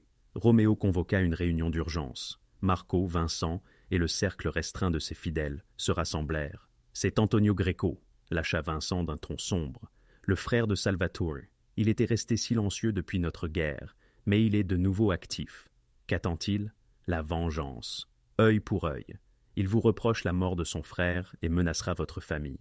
Cindy, qui écoutait depuis l'embrasure de la porte, malgré les injonctions de Roméo de se reposer, sentit ses veines se glacer. « Il ne peut pas nous atteindre ici, » affirma Roméo. « La sécurité est... » « Il n'a pas besoin de s'approcher, » interrompit Marco. « Il est patient. Il attendra la naissance du bébé pour que vous baissiez votre garde. Et alors... » « Alors rien, » la voix de Roméo s'affermit, « parce que j'y mets un terme ce soir même. »« Roméo, non !» s'écria Cindy, prise par une nouvelle contraction. « Je ne le laisserai pas te menacer notre fille. » Roméo se leva. « Je vais lui faire une offre, de l'argent, du territoire, tout ce qu'il désire, mais ceci prend fin. » Et s'il refusait? Le silence de Roméo fut une réponse éloquente. Il partit avec Marco et trois autres hommes, laissant Vincent et deux gardes pour assurer la protection de Cindy. Mais Antonio Greco s'avéra plus astucieux qu'anticipé. L'attaque provint de l'intérieur. L'un des gardes, en qui Roméo avait placé sa confiance pendant des années, avait été corrompu. Il désactiva le système de sécurité, permettant ainsi l'entrée des hommes d'Antonio. Cindy, alertée par le tumulte, s'enferma dans la chambre à coucher. Son téléphone était déchargé, la ligne fixe coupée. Elle était seule. Une contraction la frappa, vive, soudaine, terrifiante. « Non, » murmura-t-elle. « Pas maintenant, s'il vous plaît, pas maintenant. » La porte de la chambre céda sous un coup. Antonio Greco se tenait là, arme à la main, un sourire aux lèvres. « Madame Moretti, quel plaisir de vous rencontrer enfin comme il se doit. » Une autre contraction, plus forte, la secoua. Antonio remarqua. « Oh, l'heure est-elle venue? Quelle perfection! Roméo devra choisir. Venir vous sauver et tomber dans mon piège, ou rester à l'écart et vous écouter mourir en couche. » Il passa l'appel, établissant une liaison vidéo pour que Roméo puisse observer. Roméo était en voiture lorsque la connexion vidéo s'établit. Il vit Cindy, sa douleur et le pistolet d'Antonio. « Vous avez 20 minutes pour arriver ici, » dit Antonio. Désarmé, seul, où je la descends et vous la regarde saigner. « J'arrive, » répondit immédiatement Roméo. « Ne la touchez pas. »« Roméo, non !» cria Cindy à travers une nouvelle contraction. « C'est un piège, il va te tuer. » Je m'en moque. La voix de Roméo se brisa. « J'arrive, Cindy, tiens bon. » Marco lui saisit le bras. « Tu ne peux pas, c'est un suicide. »« Alors je mourrai. » Les yeux de Roméo étaient mes fous. « Je mourrai, mais elle vivra. Le bébé vivra. » C'est tout ce qui compte. Il conduisit comme un possédé, ignorant chaque règle de la circulation, le cœur serré. À son arrivée au lieu indiqué, un entrepôt abandonné, les hommes d'Antonio l'attendaient. Ils lui prirent ses armes, le frappèrent presque jusqu'à l'inconscience, puis le traînèrent à l'intérieur. Cindy était là, ligotée à une chaise, gémissant en plein travail. « Roméo, » sanglota-t-elle, « je suis là, mon amour. » Il tenta de la rejoindre, mais ils le maintinrent. Antonio sourit. « Comme c'est touchant. Maintenant, Roméo, vous allez me regarder tuer la femme que vous aimez. Ensuite, je prendrai le bébé, s'il survit, et l'élèverai comme le mien. Je lui apprendrai à haïr le nom des Moretti. Poétique, n'est-ce pas ?» Il leva son arme vers Cindy. Roméo hurla, luttant contre ses ravisseurs avec une force surhumaine. Puis, les fenêtres explosèrent. Marco, Vincent et 20 hommes firent irruption. Ils avaient suivi Roméo, ignorant ses ordres. Venus quand même. Des tirs éclatèrent. Les hommes d'Antonio tombèrent. Dans le chaos, Roméo se libéra, s'accrocha à Antonio. Ils se battirent brutalement. Antonio était plus jeune, plus frais. Roméo était battu, épuisé. Mais Roméo possédait quelque chose qu'Antonio n'avait pas. Tout à perdre. Les mains de Roméo trouvèrent dans la gorge d'Antonio, serrées, ne lâchant pas. Même quand Antonio le griffa, même quand son visage devint violet. « Tu as menacé ma famille !» grogna Roméo. « Tu vas mourir !» Antonio devint mou. Roméo le relâcha, tituba vers Cindy, coupa ses liens d'une main tremblante. « L'hôpital !» haleta-t-elle. « Le bébé arrive maintenant. » Ils arrivèrent de justesse. Cindy fut précipitée en salle de travail. Le bébé arrivait tôt, vite, dangereusement. Roméo lui tint la main tout du long, murmurant des encouragements, des prières, des promesses. « Je suis désolé, » répétait-il. « Je suis tellement désolé pour tout cela. »« Tais-toi et dis-moi que je peux le faire, » haleta Cindy. « Tu peux le faire. Tu es la personne la plus forte que je connaisse. Tu m'as survécu. Tu peux survivre à tout. » Elle rit à travers ses larmes. « Absolument. » À 3h47 du matin, leur fille naquit, petite mais saine, parfaite, hurlant avec la fureur de quelqu'un qui s'était battu pour venir au monde. L'infirmière la plaça dans les bras de Cindy. Roméo les fixa tous deux comme s'ils n'avaient jamais rien vu d'aussi beau. « Comment l'appelons-nous » murmura Cindy. Roméo toucha la petite main de sa fille. Elle serra son doigt avec une force surprenante. « Sophia, » dit-il, « cela signifie sagesse. Après tout ce que nous avons traversé, peut-être que la sagesse est ce dont nous avons le plus besoin. »« Sophia Moretti, » testa Cindy. « Parfait. » Roméo les embrassa tous deux, son monde entier dans ses bras. « Je te promets, » dit-il à sa fille, « tu ne connaîtras jamais la violence que j'ai connue. Tu grandiras en sécurité, aimé, libre. Quel que soit le prix, je te donnerai cela. » Sophia bâilla, absolument indifférente aux déclarations dramatiques de son père. Et pour la première fois depuis sa propre enfance, Roméo Moretti pleura, non de douleur ou de rage, mais de joie. Le mariage eut lieu 6 mois après la naissance de Sophia, sur une plage privée aux Bahamas.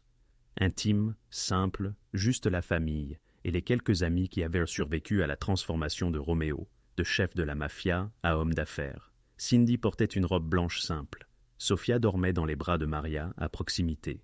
Roméo regardait sa fiancée comme si elle suspendait la lune. « Moi, Roméo Moretti, je te prends, Cindy Matthews, pour être ma femme, » dit-il, sa voix lourde d'émotion. « Je promets de t'aimer dans la lumière et dans l'obscurité, de te choisir chaque jour, de construire une vie digne de toi et de notre fille. » Les vœux de Cindy furent plus simples. « Je te choisis, tout de toi, le monstre et l'homme, aujourd'hui et toujours. » Ils s'embrassèrent en tant qu'époux, tandis que Sophia se réveillait et pleurait, parfaitement synchronisée pour manifester son désaccord d'être laissée de côté.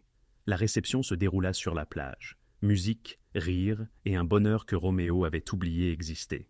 Marco porta un toast à Roméo, qui nous a appris que les hommes les plus forts n'ont pas peur de changer, et à Cindy, qui a eu le courage d'aimer un homme que tout le monde craignait.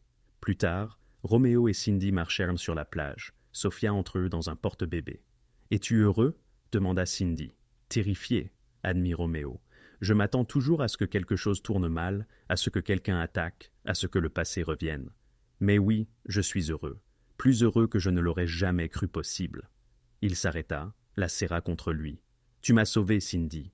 Tu sais que nous nous sommes sauvés mutuellement. » Ils restèrent là, l'océan murmurant contre le rivage, leur fille dormant paisiblement, l'avenir incertain, mais le leur. De retour à Chicago, l'empire légitime des Moretti s'accrut. Roméo fonda une organisation pour les jeunes en difficulté, offrant aux enfants des quartiers violents une autre voie. Il consulta la police sur la prévention des gangs. L'ironie ne lui échappa pas. Lui, un ancien chef de la mafia, luttant contre la criminalité. Isabella apparut une dernière fois à l'inauguration de la fondation. « Je t'ai sous-estimé, » dit-elle discrètement à Roméo. « Tu l'as vraiment fait. Tu as tourné la page. Tu as construit quelque chose de réel. » J'ai eu de l'aide. Il regarda Cindy de l'autre côté de la pièce, tenant Sophia. « Elle est bonne pour toi. Je peux l'admettre maintenant. » Isabella sourit tristement. « J'espère que tu es heureux, Roméo, vraiment. » « C'est bien, alors peut-être que tout ce sang a finalement eu un sens. » Elle partit, et Roméo ne la revit plus. 5 ans plus tard, Sophia commença la maternelle. Roméo l'accompagna jusqu'à sa classe.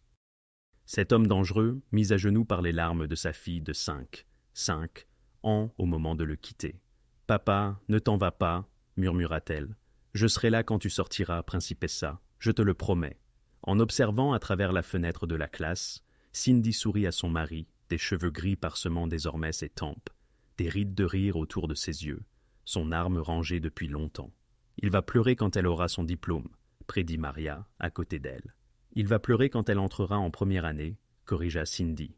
Cette nuit-là, après que Sophia se fut endormie, Roméo et Cindy s'assirent sur leur balcon, surplombant la ville. « Est-ce que cela te manque parfois » demanda Cindy. « Le pouvoir, le danger ?»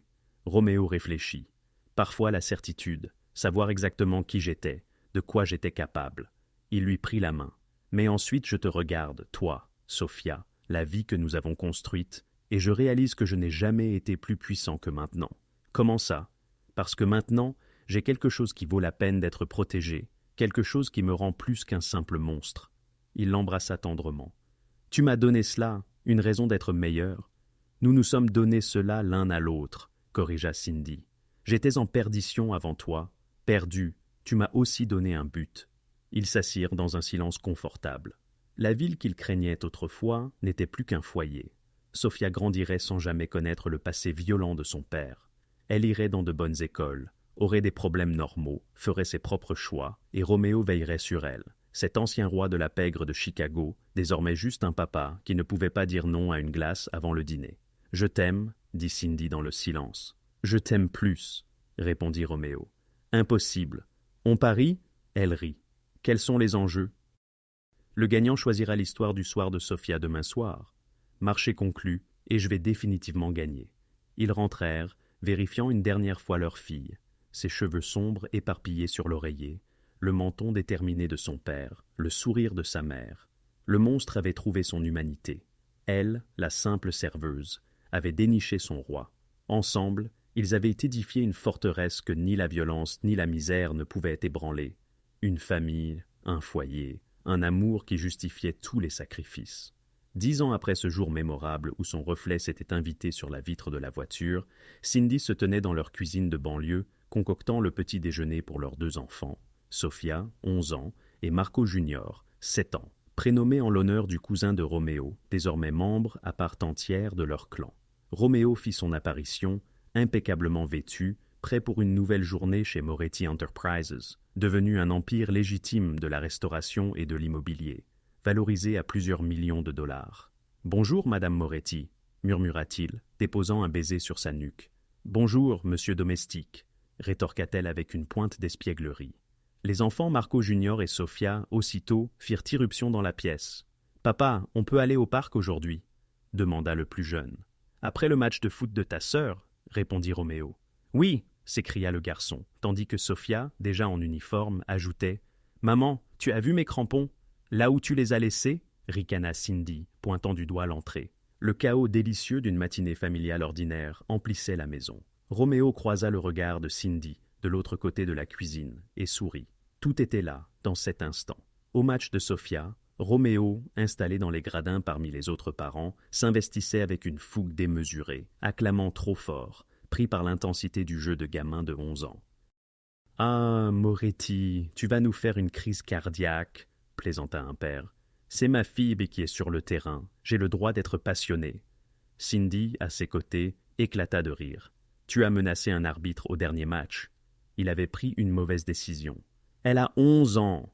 Peu importe, ça compte toujours. » Mais Roméo sourit, la serrant contre lui. « D'accord, j'essaierai d'être moins. Moi. Ne sois jamais moins toi.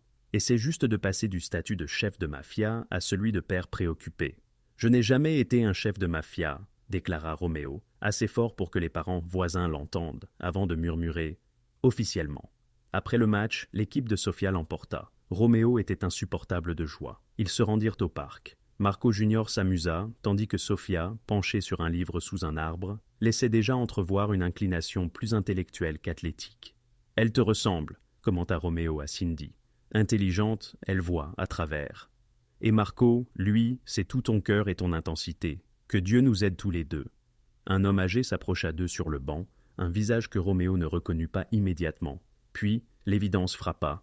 C'était Vincent, l'ancien, désormais retraité en Floride. « Roméo Moretti, je n'aurais jamais cru te voir dans un parc de banlieue. » Roméo se leva, l'étreignit. « Vincent, qu'est-ce qui t'amène à Chicago? Je rends visite à ma famille. J'ai entendu dire que tu te portais bien. Je voulais le constater par moi-même. » Vincent jeta un coup d'œil à Cindy, puis aux enfants. « Tu l'as fait? Tu as vraiment réussi à t'en sortir? » « Oui. » Des regrets? Roméo observa sa famille. Cindy, riant à une blague de Marco, Sophia montrant son livre à son frère, le soleil couchant sur les paisibles banlieues de Chicago. « Pas un seul, » répondit Roméo. « Pas le moindre. » Vincent hocha la tête. « Bien. » Ton père serait probablement confus, mais je pense qu'il serait fier, au final. Après son départ, Cindy demanda « Tu penses à eux, ton ancienne vie ?» Parfois, surtout quand je signe des contrats ou que je suis bloqué dans les embouteillages. Ces moments où l'ancien moi aurait résolu les problèmes par la violence plutôt que par des avocats. Ça te manque? Le pouvoir, parfois la simplicité de la peur et du respect? Peut-être, répondit-il en la serrant contre lui. Mais ensuite, je me souviens de ce que cela a coûté. Les cauchemars, la paranoïa, ne jamais faire confiance à personne. Et je réalise que j'ai troqué un empire de la peur contre un royaume d'amour. La meilleure affaire que j'ai jamais faite. Même si j'ai utilisé ta voiture comme miroir, rit Roméo. Surtout pour ça. Tu étais si authentique, si peu impressionné par moi. Alors que j'étais désespéré et démuni, tu étais parfaite. Il l'embrassa. Tu l'es toujours. Cette nuit-là, les enfants endormis, Roméo trouva Cindy dans leur bureau, travaillant sur la collecte de fonds pour la fondation. « Viens au lit, dit-il. Juste une minute, je dois finir. » L'absence du nom intrigua. Il tourna sa chaise. Ça peut attendre. Elle décela quelque chose dans son regard. Qu'est-ce qui ne va pas? Rien, tout va bien. C'est ça qui est étrange. Il la tira vers lui, l'enlaça. Je suis heureux, vraiment, complètement heureux, et ça me terrifie. Pourquoi? Parce que je ne le mérite pas. Toutes les choses que j'ai faites, les gens que j'ai blessés. Stop. Cindy lui prit le visage entre ses mains. Tu as payé pour ton passé, tu as changé, tu as construit quelque chose de bien, tu as le droit d'être heureux. Tu es heureuse, extrêmement, incroyablement, complètement. Elle l'embrassa. Tu m'as donné tout ce dont je ne savais pas que j'avais besoin. Un foyer, une famille, un amour qui donne un sens à tout ce chaos. Je t'aime, murmura Roméo. Plus que tout ce que j'ai jamais aimé. Je sais, je t'aime aussi, mon beau monstre. Il sourit à son ancien surnom. Je ne suis plus un monstre. Non, tu es juste à moi. Les années passèrent. Sophia fut admise à Harvard. Marco Junior devint cuisinier, comme son homonyme. Cindy et Roméo vieillirent ensemble, leur amour s'épaississant avec chaque jour ordinaire. Pour leur 20e anniversaire, Roméo ramena Cindy à ce coin de rue où tout avait commencé, là où elle avait utilisé sa voiture comme miroir. « Tu te souviens de ça ?» demanda-t-il. « Comment pourrais-je oublier? Le moment le plus embarrassant de ma vie. Le meilleur du mien. Roméo sortit un petit écrin contenant une nouvelle bague, une amélioration de celle qu'il lui avait offerte sur le lac. « Roméo, tu n'aurais pas dû. Je le voulais. Je voulais marquer 20 ans à te choisir, à être choisi par toi. » Il la glissa à son doigt. 20 de plus. 20 000 de plus, promit Cindy. Ils restèrent là, deux êtres que tout aurait dû séparer, dans un amour qui défiait la logique, ayant bâti une vie qui prouvait la réalité de la rédemption. « Tu te demandes parfois, demanda Cindy, ce qui se serait passé si j'avais utilisé la vitre d'une autre voiture ce jour-là. Roméo réfléchit. Alors, un autre salaud chanceux t'aurait eu, et je serais toujours un monstre, froid, seul, probablement mort à présent. C'est toi qui m'as sauvé. Tu m'as absolument sauvé. » Il l'embrassa sur le front. « Tu as pris un homme brisé et violent, et tu lui as appris à redevenir humain, à aimer, à vivre pour autre chose que la peur et le pouvoir.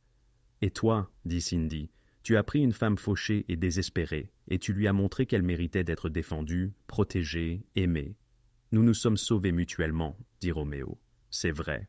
Ils revinrent à leur voiture, une modeste berline, maintenant, sans vitres blindées, sans armes cachées, juste une voiture normale pour une famille normale. « 10, Roméo, dit Cindy en rentrant chez eux.